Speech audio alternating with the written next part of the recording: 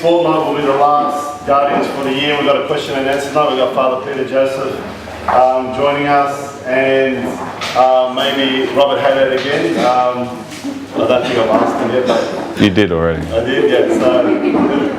So we him and Father Peter Joseph. That's normally a really good night. We'll have a few nibblies and everything. Obviously, we'll have more importantly all your questions and obviously the responses. It's a really good evening. I recommend if you've got some friends who are maybe a bit 50-50 in the faith, then to bring them along. This Saturday, we've got St. Namtala fundraiser party down at the Bellevue. If you want to know more, you can see John. If you haven't purchased tickets and interested in going, that'll be a good event to go to. We've got Father Chris Alexander in the church as normal, offering confession for anyone who wants to go now. So he'll be there probably until about 8:15 or thereabouts. I want to thank Rita and Father Chris for bringing the biscuits and some of the drinks as well. They brought them out of their own pocket. Anyone else has bought stuff throughout the year, but I didn't mention, obviously, thanks very much. And for the SAN, whoever wants to be for a SAN leader, they're recruiting for next year. They'll be starting, I think, end of January, early February. They're looking for, obviously, just good, responsible people to take over and help educate the young kids. If you're interested, we've got Anthony at the back there who'll take your details down. And tonight we've got Robert Haddad, who's going to be talking about why God became man. So please welcome Robert.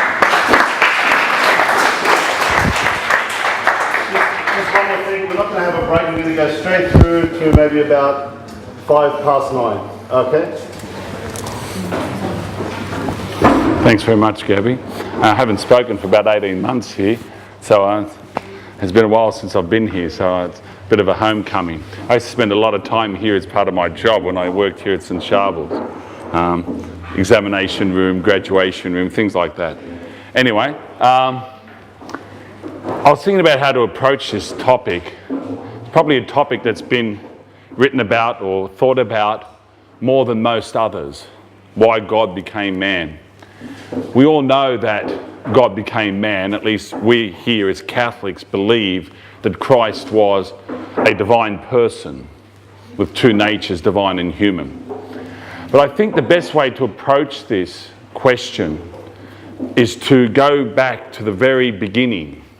In fact, not to go back to the beginning, but to go back, if possible, to all eternity, to give you the full picture and understanding of all the fundamentals and build up the picture from that point onwards. The beginning, in inverted commas, is not in the beginning God created heaven and earth, but more in the beginning was the Word, as we find in the beginning of the Gospel of St John.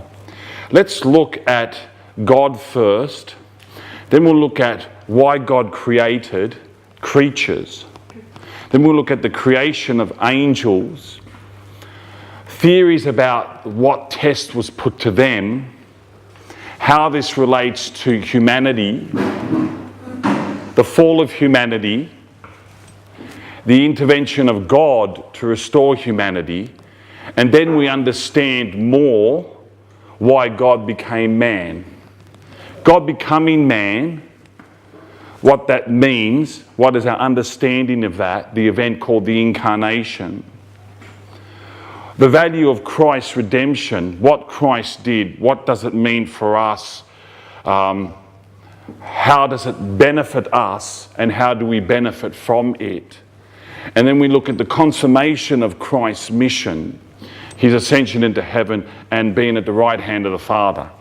Now, if I finish this by 9:15 tomorrow night, I've done well. Hopefully I can keep you awake no matter how long I go for. Gabby said about 9:10. I think that's fair enough. We'll see. All right. Now, with God and us, we are creatures. It's obvious, isn't it? We don't need to exist. We're not necessary in a technical philosophical sense. We are necessary in a relative sense. When Benedict became Pope, he gave a speech where he mentioned that each and every one of us are necessary. necessary according to the will of God, because God willed you to exist, but were not necessary in an absolute sense. There's only one being that's necessary from a philosophical point of view, and that is God. God is the only necessary being. All creatures, everything that exists, including you, are technically contingent. We're dependent. Whether you exist or not, the universe can exist without you. Okay, a bit of an ego deflation at the moment. The universe doesn't need me. Sometimes we might think, if I'm not around, all things are going to collapse. Maybe in your little world, right? But the world doesn't need you. The world needs God. And from all eternity, what was the life of God? The life of God is knowing and loving himself. That's all God needs. God is infinitely perfect. He possesses all perfections to an infinite degree. All he needs is himself. He gets complete knowledge and happiness from knowing and loving himself. That is the simplest way of also understanding and explaining the Trinity. If you ever come across people in the future who deny the Trinity, and they want you to give an explanation of this strict mystery, something humanity could not know by itself, and something even though after it's been revealed to us by Christ, because it was only Christ himself who revealed it to us at first, no philosopher, no prophet, no saint could have come to the realization of the existence of the Trinity unless Christ first revealed it. Whatever knowledge we have of the Trinity, though, is still incomplete. It's not a comprehensive knowledge. It's only what we call an apprehensive knowledge, a limited knowledge. We can build that knowledge through speculation, contemplation. We can develop our understanding of the Trinity. But the bottom line, it is God knowing and loving himself. And he knows himself in the begetting of the Word. In the beginning was the Word. That is, from all eternity was the Word, and the Word was with God, and the Word was God. That's 1:1, John. And 1:14, and the Word became flesh and dwelt among us. We'll discuss verse 14 in detail later on. God begets from all eternity, and it's a word we've coined. The fathers of the church at the Council of Nicaea were essentially Greek-speaking primarily, and they tried to develop a term to understand this movement, in inverted commas, because there's no movement in God. It's only movement in creatures. God possesses all perfections to an infinite degree, so God cannot gain or lose anything. So when I use the term movement in God, I'm using a very loose and untheological and unphilosophical language. Right? But to understand this movement in God, we use the term begetting, not made. From all eternity, God's knowing himself by begetting an image of himself, which is God. This image is God knowing himself infinitely and perfectly. And this word reciprocates in knowing the Father. So you have a mutual knowledge from all eternity between the Father and the Son. It's eternal and it's infinite and perfect knowledge. And where there is knowledge, like in humans, there follows love. That's why we're in the image and likeness of God, because we know. And what follows from knowledge is love. And again, in a philosophical sense, we use the term will. The will is the intellective appetite, which means when we know something, we make a decision about it, whether we love it or hate it.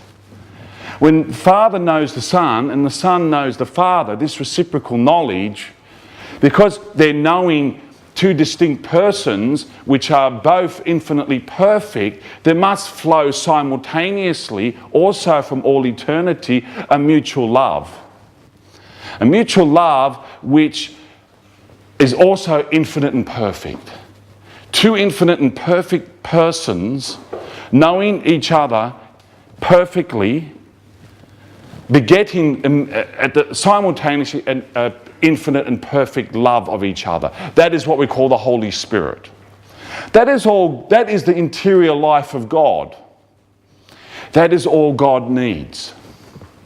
God needs nothing more than himself. I think that's pretty clear. If God needed something outside of himself, that means he would lack a perfection. He would be imperfect. And being imperfect, he wouldn't be God. So I hope you understand that.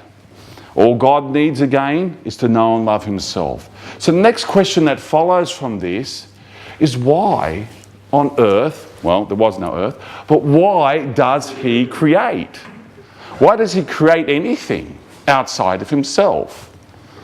Earth, as vast as it is, the sun even more so, all the great galaxies, there are more galaxies in the universe than there are grains of sand on every beach in the world.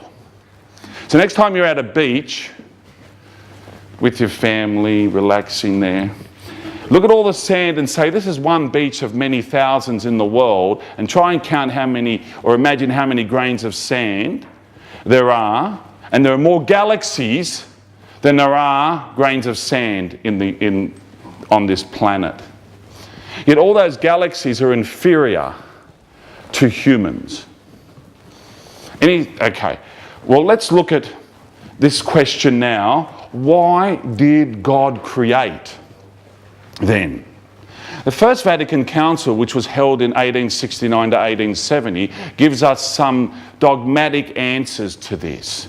That is, formal church, solemn church definitions laid down for us as Catholics that we must subscribe to as being teachings revealed by God and we can't question anymore. Okay, when I use that term dogma, it's a declaration by the church, a solemn declaration concerning a particular teaching that has been revealed by God and there's no further correspondence entered into.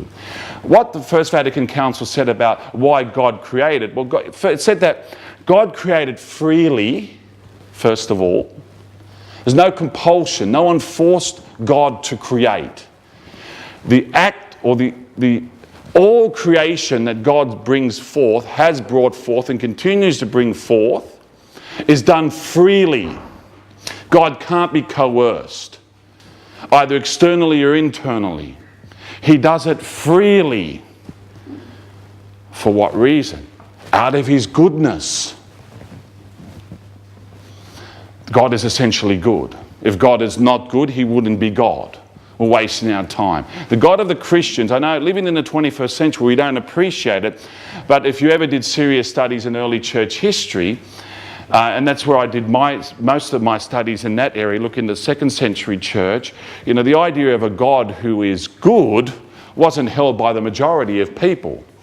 Now, God creates, go back to this point, God creates freely out of his goodness so that creatures can participate, that is to share in his life and participate in God's own divine life. When we're talking about higher creatures, humans and angels, that are spiritual creatures.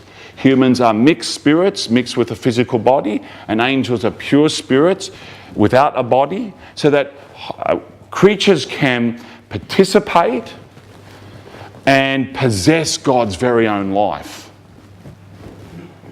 It's all a gift. And those 3 points give us some radical insights into God and why he did all this, what we call creation. We believe in God the Father Almighty, creator of heaven and earth. Why did he create again? Freely, out of his goodness, so that creatures may participate and possess God's very own life. Let's look at briefly the levels of creation here. Firstly is the material world. You can imagine like rocks, just as a simple example. Dust, moon dust, the greatest star in the universe, the galaxies, as I've already said. God created them, again, freely, out of his goodness. But they can't possess God's life or participate in God's life because they don't have any soul. But God created them to reflect God, first of all. They give glory to God by reflecting God in one or more of his infinite perfections. And also in the hierarchy of creation for the lower orders to serve a higher order. So let's stick to just earth at the moment.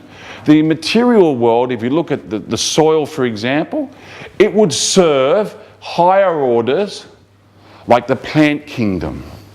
You can't have plants existing, growing, nourishing, reproducing if there wasn't a lower kingdom to serve that higher kingdom of the plant world, the plant kingdom. Plants are higher than the material world because they possess a material soul that enables a plant to nourish, grow and reproduce, as I've said already. That kingdom, the plant kingdom, the vegetative kingdom, serves another kingdom, the animal kingdom. And animals possess a physical body, a material component, and also a material soul like plants, but more powerful in the sense that it can do more things. Animals can do more things than plants. Animals can nourish, grow, reproduce, but they can also they move, they have locomotion. They also can see, smell, taste, touch, hear. They have 5 external senses from which they receive information, images into an imagination. They have also other internal powers that are based in its brain, in their brains. Imagination is one of them. Memory is another. A power called estimation and a power called unifying sense. Estimation would help an animal to decide whether something was good or bad to eat or drink, as an easy example. And unifying sense assists animals to coordinate all the information they're receiving at the same time through their 5 different senses. The plant kingdom serves the animal kingdom. Then we have the human kingdom. And all these 3 lower kingdoms exist to serve us. Of course, there's a great debate in the world today about environmentalism. And there's a lot of claims of extremism or inaction depending on what side of the argument we're on. But Christians essentially should be, in quote, environmentalists from a strictly Christian point of view because we're meant to be the guardians, the custodians of the garden, as Adam was. Adam wasn't there to go in there and rape the garden. Adam was given custodianship of the garden to till the soil, to work with it. So these lower kingdoms serve the human kingdom. And the humans have all these components in them as well. Physical body, but unlike animals and plants, a different type of soul. Not a material soul, but a spiritual soul. Meaning a soul that can exist, to do things, to exist and do things, be and do without a body.